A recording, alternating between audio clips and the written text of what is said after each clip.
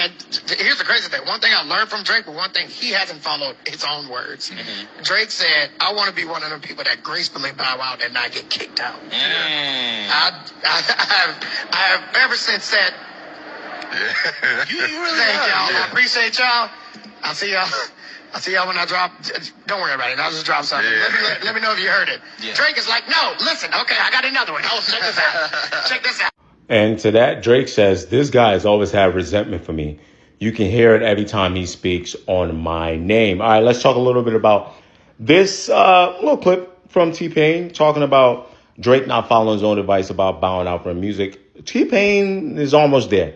You're almost right. Let me tell you guys what I think TPain got right and what he got wrong, and why Drake might feel a way about this, especially if he feels like the guy has been taking way little digs at him passive aggressively before. All right. So when Drake talked in his interview with Lil Yachty about this, like saying he doesn't want to be that guy that doesn't know how to gracefully bow out of music, I do think Drake is still going to follow that advice. What I think TPain is noticing, though, and I've kind of been critical of this with Drake before, is really more about the curating of the project and taking a bit more time in between as you get older. I don't think, especially in this landscape, guys like Kendrick, Drake, J. Cole, even like you throw Future and stuff like that in there, I don't think that we can afford much for them not to drop music anymore and just go away. No.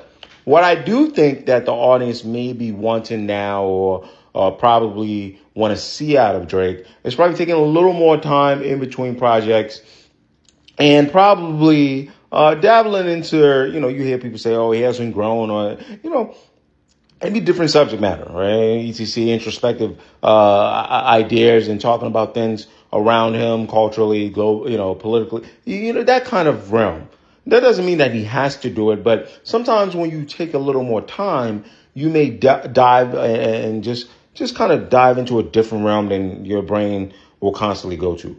That is, I think, what is the pushback Drake may be getting from a large part of the audience right now. He still makes good music, because if he's dropping every year or every 18 months, out of those, whatever many songs, there's always going to be like a hit, something crazy. I mean, the record with Party Next Door, you got Nokia, you got Somebody Loves Me. So it's not like he can't make hits and it's this like disturbing despair, like, oh, we got to get him out of here. He still streams pretty well, sells pretty well. It's just that TPain is not on the money. You know what I'm saying? And Drake fans weren't like that anyway, so it doesn't matter what T-Pain said. But I do find it funny that Drake took the time out of his day to say this, because Drake must have been thinking to himself like, yo, because I've been seeing your shots. The next one you send at me, brother, I'm going to let everybody know you low-key almost like an op. Now, Drake's not the only one that has something to say about this, right?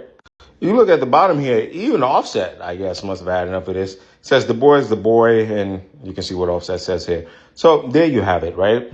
But I do think if you take the, specifically targeting Drake out of this, and you talk about musicians bowing out gracefully, that is something that can be done. But as you can see nowadays, all the musicians, because of the way the music has changed and streaming and things like that, are able to come in and do their thing still, and the audience isn't rejecting them too much. They find either their niche or their specific audience that are interested in them. Nas, Mass Appeal, they've got to roll out of a bunch of old MCs right now. So I don't think it's the worst in the world, but what makes it, I guess, a topic of conversation is TPain pretty much hinting that Drake is like tossing attempts at hits. Like, here's another one.